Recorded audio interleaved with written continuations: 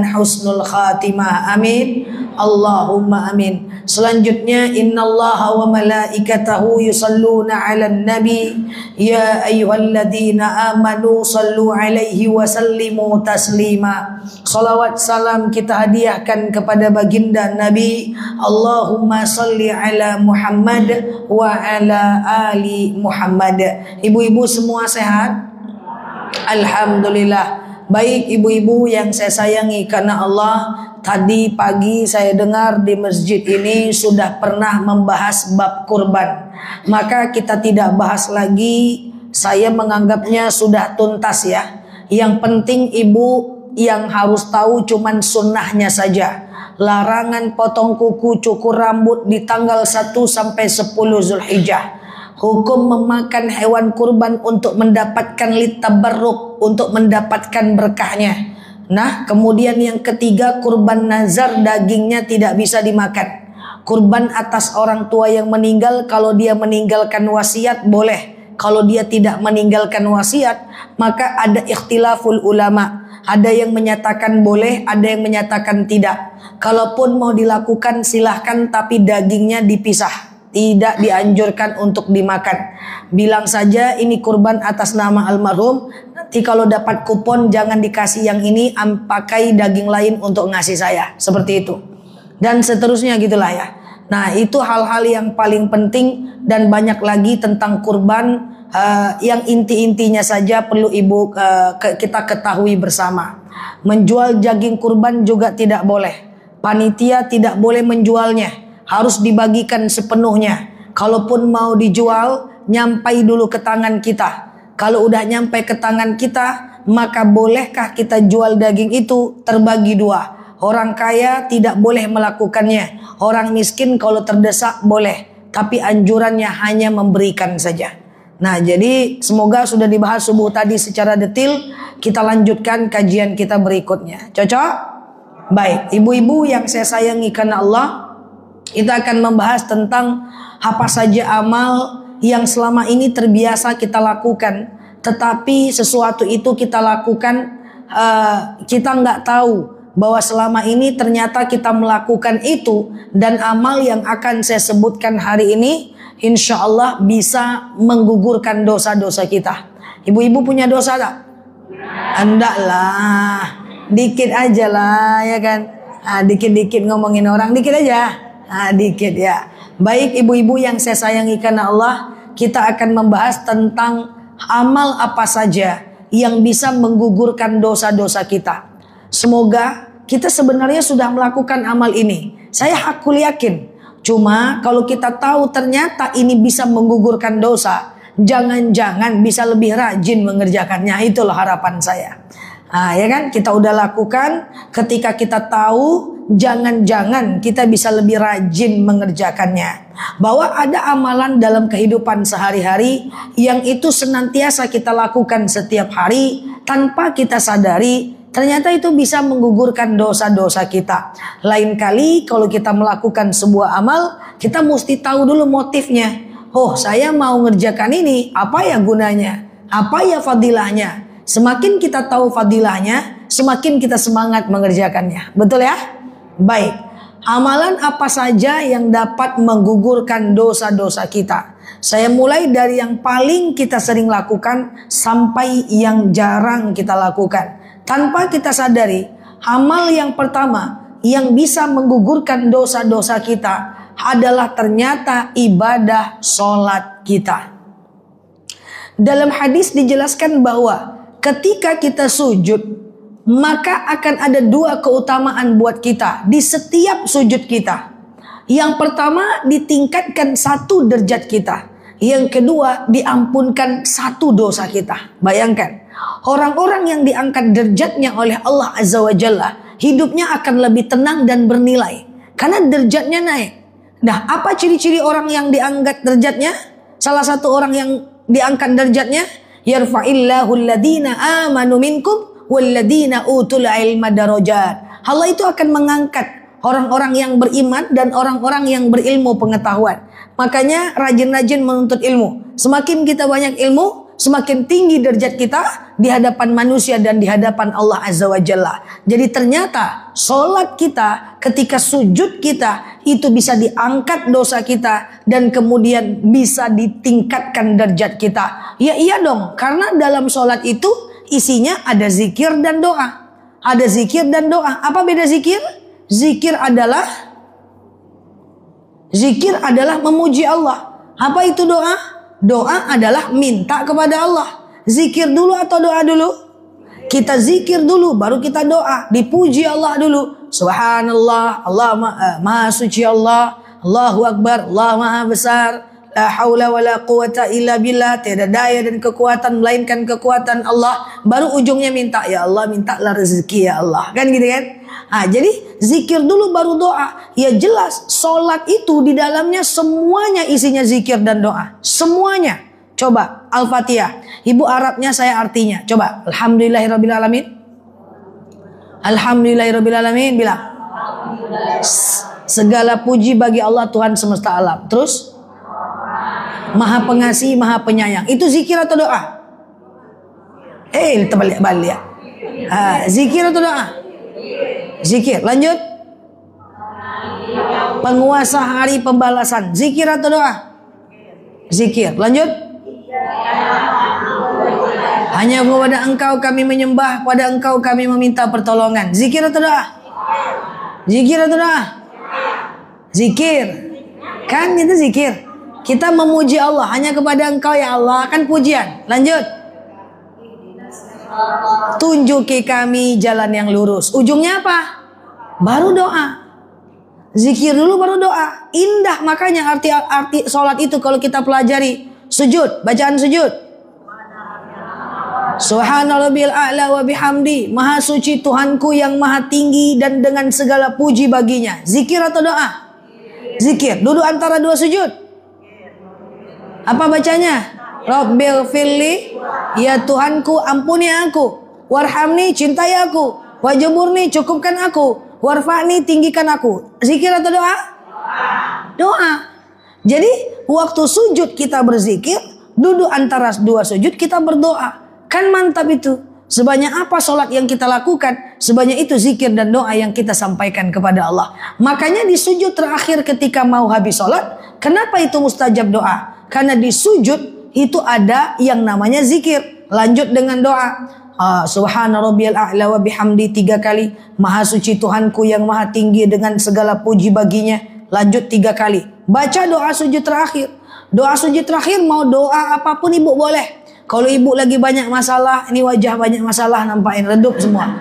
Ya kan? Kalau ibu banyak masalah doanya Allahumma rzuqni makhraja. Ya Allah berikan aku jalan keluar. Kalau ibu takut mati, Allahumma awin alaina fi sakaratil maut. Kalau ibu takut azab kubur, a'udzubika min adzabil kubur. Kalau ibu takut neraka, Allahumma ajirna minan nar. Kalau ibu pengen surga, Allahumma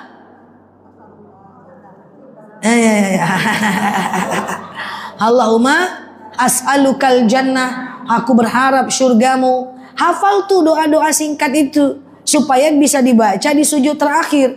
Itu mustajab. 4 tuh yang paling penting itu. Selain tadi yang penuh masalah Allahumma rzuqni makhraja. Kalau Allahumma rzuqni makhraja tadi memang sangat dianjurkan itu 11 kali di sujud terakhir. Kalau ndak hafal, kita itu takut tuh 4. Ada takut dan harap. Dihafal doa mati dalam keadaan husnul khotimah. Dihafal doa lepas dari siksa kubur. Dihafal doa jauh dari siksa api neraka, lalu mengharapkan surga. 4 dong. Ya dong. Mati takut. Takut ya. Kalau takut mati, sujud terakhir doa. Allahumma hawwin alaina fi sakaratil maut. Takut azab kubur. Allahumma a'udzubika minal khubzi wal khaba'is. Doa masuk WC. Allahumma a'udzubika min azabil. Ini udah hafal semua nih? Udah ya, tapi di luar lidah, di atas mata masih saja. Itu mesti itu. Coba semua. Allahumma hawin alaina fi sakaratil maut. 1, 2, 3. supaya sakaratnya nggak terlalu sakit. 1, 2, 3 lagi. Awin alaina fi sakaratil maut.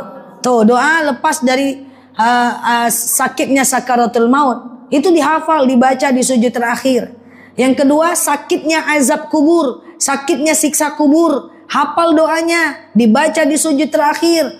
Allahumma a'udzubika min azabil kubur. Kalau minal khubsi wal khaba'is, doa masuk WC.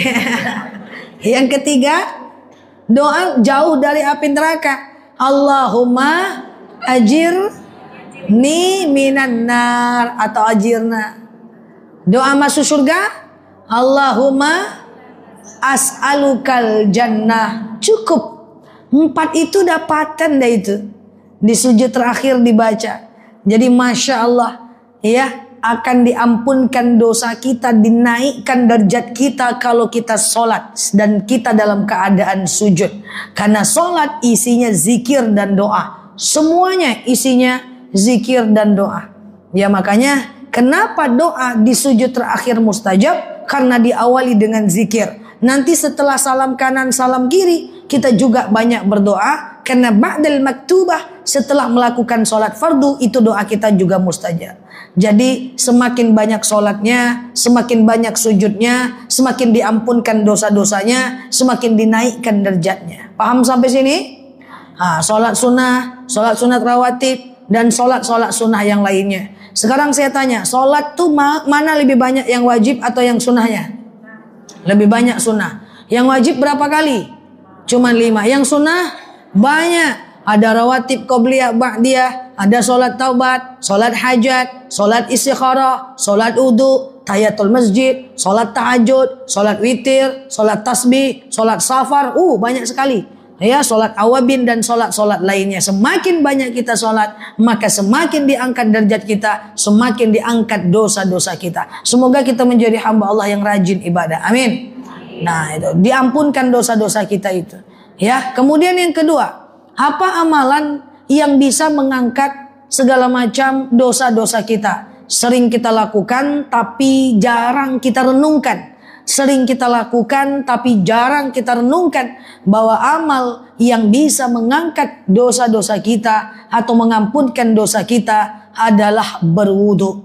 Dalam hadis dijelaskan bahwa ketika kita berwudu dengan sempurna, siapa yang berwudu dan menyempurnakan wudunya, maka berguguranlah dosa-dosanya di bagian yang terkena wudunya itu.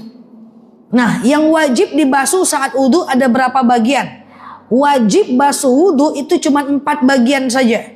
Muka, tangan, kepala, kaki. Muka, tangan, kepala, kaki. Muka, tangan, kepala, kaki. Niat muka, tangan, kepala, kaki tertib, sudah sah wudunya itu. Ya, jadi yang wajib dibasuh sebenarnya 4 itu. Dan ketika kita menyempurnakan wudu, dalam hadis itu dijelaskan kita berwudu dan menyempurnakannya, maka berguguranlah dosa-dosa kita di bagian wudunya kita. Syaratnya sempurna itu gimana maksudnya? Kalau ibu ada cincin, jangan terlalu kuat, longgar-longgarkan sikit, biar air wudu ibu nyentuh bagian jari-jari wilayah wajib wudu. Kalau pakai jam, ya longgarkan sikit, jangan macam rantai kuat kali pula, ya kan? Atau dibuka jamnya, harus sempurna kena airnya supaya berguguran dosa-dosa tangannya. Kalau ibu pakai make up, ini ada yang bermake up ya. Ya kalau ibu pakai make up, pakai maskara, pakai apalah namanya tuh ya kan, pakai alis shit, kayak gitu, sip, maskara, pakai eyeliner, eyelash pula. Ini nama-nama nih yang saya tidak ngerti. Atau ibu pakai lipstick, usahakan yang tidak waterproof. Ciri-ciri make up yang waterproof itu kalau dikena air dia tetap seperti biasa. Pokoknya anti luntur, anti badai, anti haters, anti baper. Pokoknya tahan lama dia. Kena air dia enggak luntur dia. maka dia waterproof. Dia nggak bisa hilang dengan air, dan membersihkannya tidak pakai air. Ya, membersihkannya harus pakai make up cleanser. Ada lagi dia. Nah, bilang sama anak-anaknya, kalau pakai make up itu yang yo-yo silah. Jangan banyak-banyak warna gaya itu. Pakai eyeliner baputa-puta, tahan air semuanya. Pakai maskara tahan air, jangan. Ya, harus dihapus. Ibu-ibu kalau pakai inai aman. Tapi kalau pakai kutek hati-hati. Ya, ada ibu-ibu usia tahajud menjelang azan subuh pakai kutek. Ada juga dia. Kutek tuh boleh nggak dipakai? Boleh nggak? Dia boleh saja. Cuma masalahnya harus dihapus ketika dia berwudu. Setiap mau wudu bersihan kutek dulu. Habis waktu sholat ujungnya. Setiap mau wudu bersihkan kutek dulu. Setiap mau wudu bersihkan kutek. Itu kalau ada mayat meninggal dalam keadaan pakai kutek, dia itu dihapus dulu. Saya memandikan jenazah banyak kasus, ya. Ini kutek, tanya sama emaknya, Bu, mana kutek cleanser? Tuh saja dia. Nggak tahu saya saja. Harus dicari pula pembersih kutek dulu. Sejak saya sering memandikan jenazah yang ketemu pakai kutek, di rumah saya ada pembersih kutek. Kuteknya nggak ada, pembersihnya aja. Kalau udah ada orang meninggal, jangan-jangan pakai kutek si kawan ini kan. Saya bawa, karena itu tidak bisa. Ya, dia tidak sempurna nanti wudu. Orang hidup juga nggak bisa. Jadi ibu pakai lipstik tuh yang biasa-biasa aja lah. Iya kan, jangan 2 kilometer pula panjang lipstik itu. Ya, nanti jadi tabarruj. Ya, jadi sempurnakan wudu. Jadi kalau kita menyempurnakan wudu kita, maka insya Allah berguguran dosa-dosa kita. Makanya saya sering bilang kepada jemaah, jaga wudu 24 jam kalau mampu, kalau bisa. Kenapa? Orang yang selalu menjaga wudunya, kalau dia mati dalam keadaan wudu, maka matinya mati syahid. Apa itu mati syahid? Tidak rasakan sakit mati, tak ada hari perhitungan, langsung masuk surga. Mau? Jaga wudu, tapi sholat jangan wudu aja nggak sholat subuh. Pokoknya habis wudu batal ambil lagi, batal ambil lagi, batal ambil lagi. Yang wajib dibasuh yang tadi saja. Kalau ibu nggak pipis, nggak pup, maka aman ibu, nggak perlu cebok. Tapi kalau ibu maaf izin keputihan, kalau ibu maaf izin batuk keluar pipis, pernah? Batanyo lo saja. Batuk keluar pipis, tentu harus cebok, ya kan? Tapi kalau seandainya tidak, ibu cukup membasuh yang namanya muka, tangan, kepala, kaki. Jaga wudu lah kalau bisa. Ya, kita nggak tahu berapa panjang usia kita ini. Ya, kalau kita meninggal di masjid itu idaman kita, meninggal lagi sholat itu idaman kita. Tapi kalau meninggal di rumah nggak ngapa-ngapain, nggak jaga wudu, ya nanti terlalu sakit sakaratul mautnya. Jadi yang takut-takut mati itu jagalah wudu 24 jam. Ngambil wudunya gampang, fadilahnya luar biasa. Kita pakai sampai kita meninggal dunia. Insyaallah, semoga kita dalam keadaan syahid. Amin. Jadi setiap kita berwudu berguguran dosa. Makanya ada pula jemaah yang nanya kayak gini, Bunda. Dia suka ngomong kayak gini. Ustazah, saya ngambil wudu, terus saya suka kentut. Ambil wudu. Iya, katanya.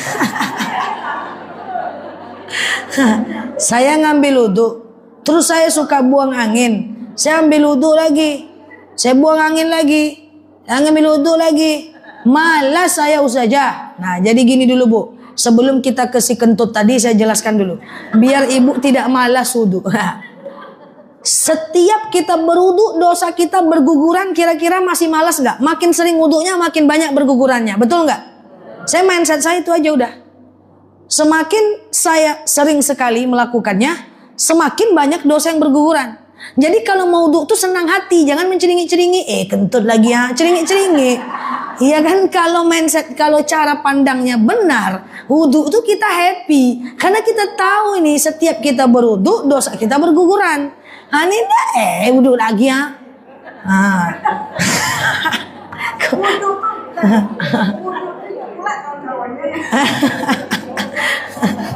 Itu kan. Jadi setiap kentut tuh sakit hati betul. Yang keluarnya dari bawah tapi sakitnya ke dada, ya kan? Kenapa? Tapi kalau kita tahu fadilahnya, kita happy. Udah tertidur lelap. Tidur lelap kan batal wudu. Kalau tidur lelap batal wudu. Tapi kalau tidur ayam nggak batal wudu. Kalau itu nggak batal. Kalau lalu ulah batal. Kalau ibu terus tidur batal. Ibu ngambil wudu jangan deh. Tidur pula saya tadi. Ada kenyataannya jemaah curhat jaga wudu 24 jam dia pengen. Nggak lalu siangnya bayangkan. Kenapa ibu? Ya dia tidur malas ngambil wudu. Padahal bu tidur aja. Setiap ibu mengambil wudu dosa-dosa ibu berguguran. Jadi tidak membatasi. Makan minum batal wudu nggak? Ada yang nggak salah paham, ingin jaga wudu aja, lalu kemudian nggak paham yang membatalkan wudu. Ayo makan risoles, godok bagulo, salah lauk, ndak usah aja. Ngapa? Saya jaga wudu. Tetap makan dia. Makan minum tidak batal wudu kecuali makannya sambil kentut. Itu baru batal. Kan gitu kan. Jadi wudu ini sederhana saja. Kita tinggal jaga, buang angin, ambil wudu lagi. Makan minum tidak batal wudu, kan begitu kan ya? Nah kalau tidur lelap ambil wudu lagi, kan sesimpel itu aja. Makan minum tidak membatalkan wudu itu. Kalau tidurnya cuma tidur, itu tidak batal. Tapi ibu lebih banyak lalu ayam dibanding lalu ular nampaknya, karena terlalu banyak beban hidup nampaknya. Jadi kalau tidur, gitu-gitu banyaknya. Oke? Nah tadi saya coba menjawab. Kentut, yo kata langsung siapa yang cakap ya? Iya siap bu ya. Oke, kentut ini sangat sensitif kita bahas. Kalau nggak kita bahas susah kita. Suatu ketika seorang sahabat pernah bertanya kepada baginda Nabi, ya Rasulullah, ash'urutu mata. Aku selalu merasa kentut. Pokoknya setiap ngambil wudu dia merasa kentut. Setiap habis wudu dia merasa kentut. Habis ngambil wudu masuk ke kamar, masuk mau sholat dia merasa selalu kentut. Maka apa kata baginda Nabi? Bukan kentut namanya. Hatta yasma' sautan aw yajid riha. Sampai kau dengar bunyinya atau kau cium baunya. Tapi jangan dicium, bukan. Maksud dari bunyi hadis itu adalah bukanlah kentut namanya. Sampai engkau benar-benar yakin itu kentut. Kalau cuman merasa, ash'ur. Kalau cuman syu'ur, kalau cuman merasa, itu bukan kentut. Kalau ibu kayak gini nih, kentut enggak ya, kentut enggak ya, kentut enggak tadi. Itu bukan kentut namanya. Tapi kalau jelas aku yakin, original, premium, platinum, berarti itu dia kentut. Kadang-kadang kita ini ada rasa was-was. Was-was dari syaitan, was-was dari khannas, yang selalu membisikkan was-was dalam hati kita. Alladzi yuwaswisu fi sudurin nas. Selalu membuat kita was-was terus. Habis ngambil wudu was-was. Habis sholat was-was. Pernah was-was ya? Jadi jawabannya, kalau ibu yakin itu kentut, ambil wudu dengan senang hati. Seakan-akan ibu berbicara pada diri sendiri. Hore, aku wudu lagi gitu. Kau enggak lah. Kentut tuh harus hanya menceringi-ceringi. Yakin? Kentut tidak harus. Tapi kalau ibu buang air kecil, buang air besar, istinja. Oke. Bersentuhan dengan suami ini ulama berbeda pendapat. Al-ikhtilaful ulama. Imam Syafi'i bilang batal. Baik muncul syahwat maupun tidak. Imam Hanafi bilang tidak batal. Baik muncul syahwat maupun tidak. Imam Maliki bilang batal kalau ada syahwat saja. Nah ibu, macam mau pilih yang mana, pilihan ibu. Perbedaan mazhab kita tidak perlu khawatir. Karena perbedaan mazhab itu semuanya benar. Karena mereka guru dan murid. Imam Maliki punya murid namanya Imam Syafi'i. Imam Syafi'i punya murid namanya Imam Hambali. Kalau Imam Hanafi lain sendiri. Mereka banyak sekali berbeda pendapat. Macam kunut subuh. Imam Syafi'i dengan Imam Maliki menyatakan kunut subuh. Imam Hanafi mengatakan tidak patut, tidak usah kunut subuh. Jadi itu perbedaan pendapat kalau suami dan istri. Tapi sebenarnya kalau kita mau tidur kan kita dianjurkan wudu. Terus kan ibu bersentuhan dengan suami. Ya kan? Kecuali yang single di sini. Ya kan? Yang punya suami ngomong, "Ustazah, aku habis ngambil wudu bersentuhan dengan suami." Kan mau tidur tuh sunnah ngambil wudu, batal nggak? Yang tidak ada suami pun batal karena tidur dia itu membatalkan wudu. Janganlah nggak tidur sampai pagi. Wudu sebelum tidur itu sunnahnya bukan sunnah jaga wudhu, tapi sunnah tidur dalam keadaan suci. Itu maksudnya. Oke? Nah, jadi yang mau check out untuk jaga wudhu 24 jam mantap. Dengan syarat kalau kentut ikhlaskan. Nggak ikhlas. Kalau kita buang angin, ikhlaskan. Nah, tak boleh ngomel. Hei, payahnya lagi ya. Wudhu terus ha. Kayak gitu. Caranya gampang, fadilahnya luar biasa kan. Itu ketika kita punya pikiran bagus, setiap kita ngambil wudhu, itu dosa-dosa kita berguguran. Dan kapanpun kita mau sholat, selagi dalam keadaan wudhu bisa.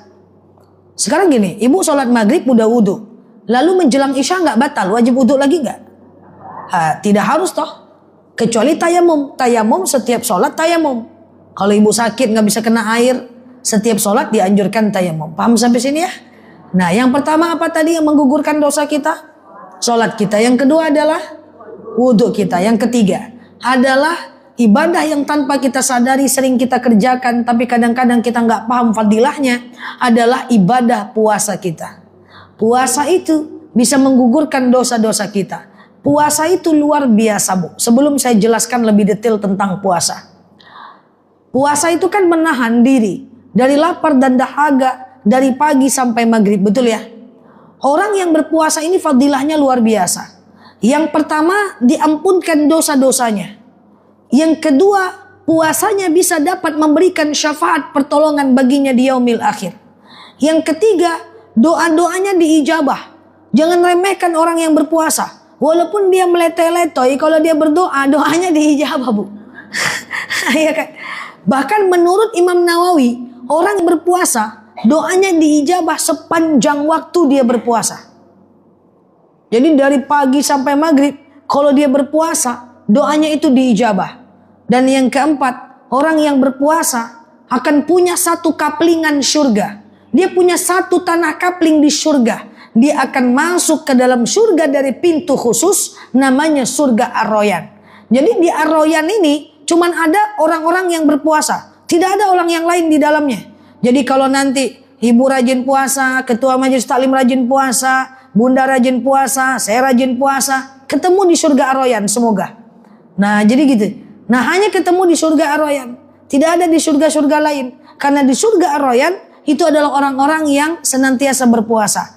Jadi misalnya ibu sayang dengan seseorang, apa amalnya mirip-miripkan dengan dia. Oh, dia rajin berpuasa. Oke, nanti saya pengen lagi ketemu tuh. Atau ibu sayang sama suami, sayang sama istri, sayang sama anaknya. Ternyata suaminya udah meninggal, orang tuanya udah meninggal. Apa amalan yang sering dia lakukan? Ternyata amalannya dia rajin berpuasa sunnah. Ikuti langkahnya ketemu di surga Ar-Royan. Masya Allah. Amin. Dan orang yang mati dalam keadaan saum sama matinya dalam keadaan syahid. Nah, kita tuh pengen tuh mati syahid. Tidak sekedar mati baik, tapi matinya mati syahid. Nah, puasa. Puasa ini masih banyak banget yang ragu. Saya menganjurkan ibu-ibu semuanya untuk melakukan puasa kodo bagi yang masih ada kodo. Tapi kayaknya di sini nggak ada lagi yang haid kan? Nggak ada lagi dong. Nah, saya merasa paling cibi-cibi di sini ya. Tidak ada lagi ya. Nah, suatu ketika seorang sahabat pernah bertanya kepada baginda Rasul, "Ya Rasulullah, aku pengen berpuasa." Apa kata Rasulullah? "Kamu lakukanlah puasa Yaumul Bid."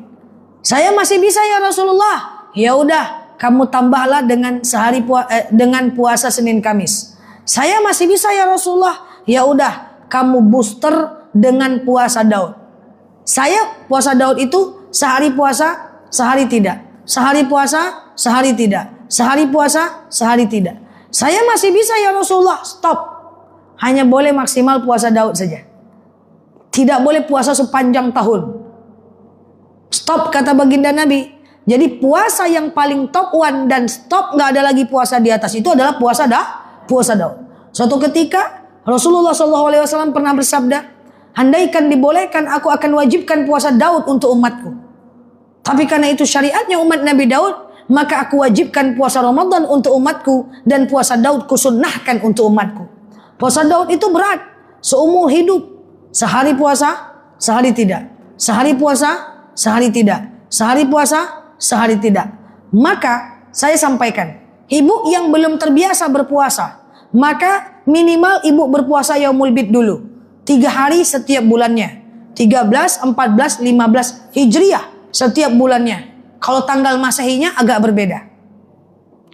Kalau udah bisa puasa yaumul bid, pelan-pelan Senin dan Kamis. Senin Kamis, Senin Kamis, Senin Kamis, Senin Kamis. Jangan lupa berdoa saat kita berpuasa. Habis suhur doa, habis asar doa. Kalau udah biasa yaumul bid, udah biasa Senin Kamis, biasanya dia mulai bingung. Walaupun dia bingung dalam hati. Ternyata yaumul bidnya di hari Kamis, pening kepalanya. Ini niatnya Senin Kamis atau yaumul bid ya? Niatnya Senin Kamis atau yaumul bid ya? Pernah merasakan itu? Nah, yang senyum-senyum, nah ketahuanlah tuh. Maka ketika berbenturan Senin Kamis dengan yaumul bid, maka ambil puasa yang lebih jarang waktunya. Berarti puasa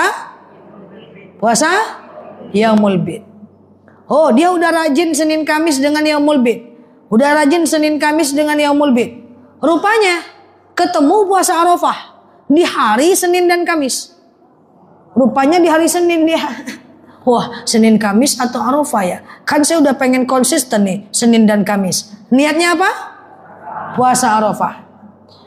Ketemu dia nisfu Sya'ban.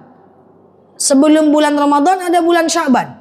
Nisfu Sya'ban berarti tanggal 15 di bulan Sya'ban. Pertengahan bulan, betul? Udah pasti nisfu Sya'ban itu yaumul bid, betul? Kan yaumul bid 13, 14, 15. 15 Sya'ban itu yaumul bid. Dan kebetulan di hari nisfu Sya'ban. Rupanya hari Kamis pula, pening dia niatnya. Saya niatnya Senin Kamis, saya niatnya yaumul bid atau puasa Sya'ban. Niatnya apa? Nisfu Sya'ban. Sampai sini clear? Biar nggak pusing lagi. Tanya dalam hati. Yaumul bid Senin Kamis ya. Yaumul bid atau Senin Kamis ya. Besok lah terlupa. Ujungnya tidak jadi puasa. Bagaimana pula untuk ibu-ibu yang rajin puasa Daud? Ada yang coba puasa Daud di sini? Nggak talok dong saja. Nggak talok. Jadi kalau mau puasa Daud itu sehari puasa, sehari tidak. Sehari puasa, sehari tidak. Saya sampaikan. Kalau ibu sudah puasa Daud, fokus saja ke puasa Daud. Jangan sampai ritme sehari puasa sehari tidak, sehari puasa sehari tidak, sehari puasa sehari tidaknya terganggu. Contoh, kalau orang udah puasa Daud, maka dia fokus saja ke puasa Daud. Kalau seandainya dia mau puasa Senin dan Kamis, boleh. Tapi ketika tidak berbenturan dengan puasa Daudnya. Saya ambil contoh. Pura-puranya ada orang yang rajin puasa Daud. Hari Rabu dia niatnya Daud. Sengaja aku puasa Daud sunnah atasku karena Allah. Oke? Lalu hari Kamis, nih orang rajin banget nih. Dia puasa Senin dan Kamis. Hari Jumat dia puasa Daud. Jadi puasanya 3 hari. Tabiat puasa Daudnya jadi hilang. Jangan begitu. Karena puasa Daudnya mesti dipertahankan ini. Kecuali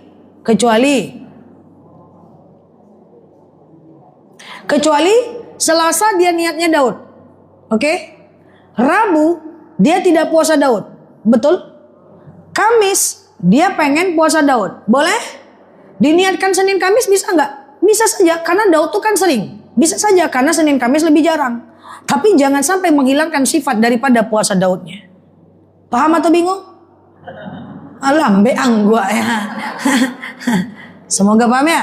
Makanya nanti ada yang nanya, Ustazah, kalau seandainya saya ada puasa Arafah, puasa Tarwiyah, puasa Asyura, tapi saya puasa Daud, silahkan. Tapi jangan menghilangkan tabiat dari puasa Daudnya. Ketika dia berbenturan, boleh aja. Niatkan puasa Arafah. Tapi kalau tidak, nanti dia jadi berturut-turut misalnya. Ya udahlah, kalau belum puasa Daud, bulan-bulan depan aja kita ulang lagi pembahasannya ya. Jadi seperti itu. Jadi apa tadi amal pertama yang bisa menghapus dosa? Sholat. Yang kedua? Wudu. Yang ketiga? Puasa. Terakhir yang keempat. Jangan panjang-panjang kali. Lupa pula kaji itu beko. Yang keempat, amalan yang dapat menggugurkan dosa-dosa adalah dalam hadis riwayat Abu Daud dijelaskan orang yang bersalaman, bertemu karena Allah, bersalaman dia berguguran segala dosa-dosanya. Makanya ibu kalau mau bikin dosa aja dengan orang yang rajin ke masjid. Salamannya kan sering. Enggak ya. Jadi gini maksud saya. Bersalaman itu bisa menggugurkan dosa-dosa kita. Karena dia adalah bagian dari silaturahmi. Kurangi bikin dosa dengan orang lain. Kalau dosa dengan Allah, kita bertaubat, selesai masalah kita. Tapi kalau dosa dengan manusia, tidak selesai dengan taubat sampai kita itu minta maaf sama orang itu. Maka biar kita dizolimi, yang penting jangan zolimin orang. Biar kita dibenci, yang penting jangan jadi pembenci. Biar orang marahin, yang penting kita jangan balik marah. Biar orang kata-katanya pedas, tapi kalau bisa kita tidak membalas. Karena sepedas apapun kata orang, kalau kita balas, kita dapat dosa yang sama. Sampai kita minta maaf. Minta maaf gak gampang pula. Udahlah minta maaf, ujung-ujungnya dia pula jelek-jelekkan kita. Tuh kan salahnya kan, dia minta maaf tuh. Jadi, saja ibu kok gituin temannya. Sakit hati saya saja. Dia kan bikin saya sakit hati. Saya balas saja. Dia sakit, dia berdosa, ibu juga berdosa. Makanya, kenapa saya sering bilang kepada jemaah, jangan membalas keburukan dengan keburukan. Jangan, tidak perlu. Karena level orang beriman tidak di situ. Kita ini udah kelas-kelasnya, angkat derajatnya udah tinggi. Jangan samakan dengan derajat orang-orang yang setiap dikasih buruk, balas buruk. Ketika kita dikasih orang buruk, jangan balas dengan keburukan. Gak ada gunanya menghabiskan energi kita. Yang repotnya tetap diminta pertanggungjawaban di hari akhirat. Maka dengan manusia, jangan suka nyakitin. Kalau digosipin orang, jangan gosipin orang balik. Ini enggak, ibu berdua gosipin saya. Saya curhat ke banyak orang. Tuh tengok tuh dia gosipin saya. Tengok tuh dia gosipin saya. Dia gosipin saya ke 1 orang. Saya menceritakannya ke 100 orang. Dosanya berat yang mana? Lebih berat dosa saya. Jadi kurangi bikin salah dengan manusia. Karena kalau dosa dengan Allah selesai. Kalau dengan bertaubat. Sementara dosa dengan manusia hanya selesai saat kita minta maaf. Dan minta maaf itu tidak mudah. Dan jangan dekat dengan orang-orang yang suka bikin kita sakit hati. Ada orang tuh setiap ngomong sama dia, kita sakit hati. Setiap ngomong sama dia, dia nyakitin kita. Setiap ngomong sama kita, berdarah-darah ia mata ke bawah. Setiap orang tuh ngomong sama kita, berurai air mata kita. Kata Umar bin Khattab, tinggalkan setiap orang yang menyakiti engkau. Yang selalu tobi'i kebiasaannya menyakiti kamu. Karena itu akan membuatkan dia selalu berdosa. Dan kemudian kita akan selalu tersakiti. Ya kalau kita iman kuat. Kalau iman gak kuat, terbalas juga sama kita. Dosa lagi kita. Makanya saya tanya, boleh gak memblokir orang di sosial media? Dia mengujarkan kebencian, dia membuat kita sakit hati, atau dia chat ibu dengan menghina ibu di WhatsApp, boleh nggak diblokir? Boleh bu, supaya apa? Supaya dia tidak selalu berdosa karena nyakitin kita, dan supaya hati kita terjaga. Kita ini orang zolim, kita bisa kita balas, apalagi wajah-wajah depannya. Jangan coba-coba zolim. Kita ini kalau ada orang zolim sama kita bisa balas. Tapi masalahnya level kita bukan di situ. Kata ulama menjelaskan bahwa orang yang beriman itu adalah orang yang dia tetap tenang saat dizolimi sekalipun dia bisa balas. Saya kalau dizolimi ini masih anak muda, jangan macam-macam, gitu kan? Cuma saya tidak di level itu, selebewa, enggak ya, canda ya, bercanda saja, gitu kan? Nah jadi kita enggak di level membalas. Level kita adalah bagaimana kalau orang menyakiti kita tidak membalas dengan keburukan, tapi kita maksimalkan energi kita untuk melakukan hal lain yang lebih bermanfaat. Kalau kita memang salah, kita ubah. Kalau kita enggak salah, kita abaikan. Jadi orang beriman itu bukan orang lemah. Orang beriman itu kalau dizalimin dia mampu membalas, tapi dia tidak melakukan karena dia punya pengendalian yang kuat. Nah saya pengen jamaah saya seperti itu. Kita sama-sama belajar. Jadi jangan di muka masam sama orang kita balik pula masam muka kita sama dia. Ya kan? Ya, balik cepat kali membalas. Ya kan? Nah kita mampu balas. Yakin saya. Cuma karena kita punya pengendalian diri, kita tidak membalas. Lebih baik dia diblok. Kalau dia diblok, dia tidak berdosa. Nanti ibu ketemu di simpang Masjid Wahidin. Kenapa engkau blok aku? Aku blok kamu bukan karena aku membencimu, tapi agar engkau tidak berdosa karena terus menyakiti aku. Shalalalala. Loh, selama dia menghina, dia berdosa. Kita blok, cus, biar dia tidak selalu dosa. Menyelamatkan diri dia juga. Kan gitu ibaratnya kan. Dah, tutuplah lagi, pulang kita lagi ya. Nah, ya kita tidak berdosa.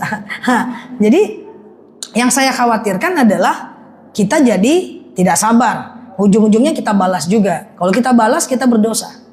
Pasti itu. Maaf saya tanya sama ibu. Ketika suami tidak menafkahi, ibu tidak mau melayani, ibu dosa juga nggak? Dosa. Selingkuh dia, ibu tidak mau melayani, dosa nggak? Selingkuh dia, ibu ikut-ikutan juga, dosa nggak? Dosa. Setiap membalas itu dosa, nggak ada cerita, nggak ada cerita. Makanya teman saya bilang, kamu ini kenapa susah kali membalas kejahatan orang? Saya bilang, karena saya sayang sama diri saya. Biar orang dosa, yang penting saya jangan gitu.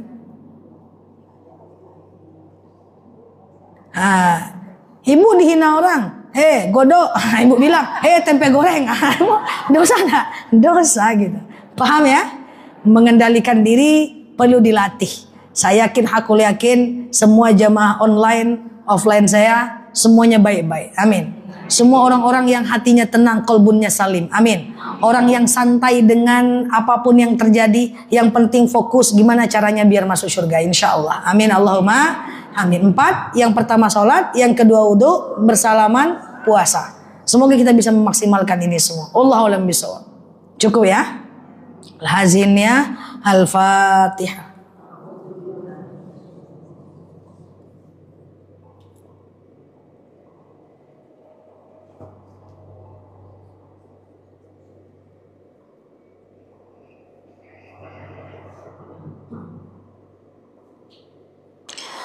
Amin ya Allah, amin ya Rahman, amin amin ya mujibas sa'ilin. Allahumma salli ala Muhammad wa ala ali Muhammad. Allahumma inna nas'aluka ridhaka wal jannah, na'udzubika min sakhatika wan nar. Allahumma inna nas'aluka salamatan fi dinina, afiyatan fi jasadina, ziyadatan fi ilmina, barakatan fi rizqina, taubatan qablal maus, rahmatan indal maus, maghfiratan ba'dal maus. Allahumma hawwin 'alaina fi sakaratil maus, najatan minan nari wal afwa indal hisab. Allahumma antas salam minkas salam wa ilaika ya'udus salam, fahayyina rabbana bisalam wa dakhalnal jannata darussalam, tabarakta rabbana wa ta'alaita ya hadzal jalali wal ikram. Allahumma inna na'udzubika minal hammi wal hazan, na'udzubika minal ajzi wal kasal, na'udzubika minal jubni wal bukhli, na'udzubika min ghalabati dani wa qahari rijal. Allahumma yassir alaina umurana wa la tu'assir alaina umurana ya rabbal alamin. Allahumma in kana rizquna fis sama fa anzilhu, wa in kana rizquna fil ardi fa akhrijhu, wa in kana rizquna ba'idan fa qaribu, wa in kana rizquna haraman fa tahhir, wa in kana qalilan fakasirhu ya rabbal alamin. Allahumma rabbana anfa'na bima 'allamtana wa 'allimna ma yanfa'una. Allahumma rabbana hab lana minas salihin, rabbana hab lana minas salihin. Allahumma inna na'udzu bikalimatillahi tammati min syarri ma khalaq. Innal ladzi farada 'alaikal qur'ana la radduka illa ma'ad. Allahumma ansur ikhwanana mujahidina fi Palestin.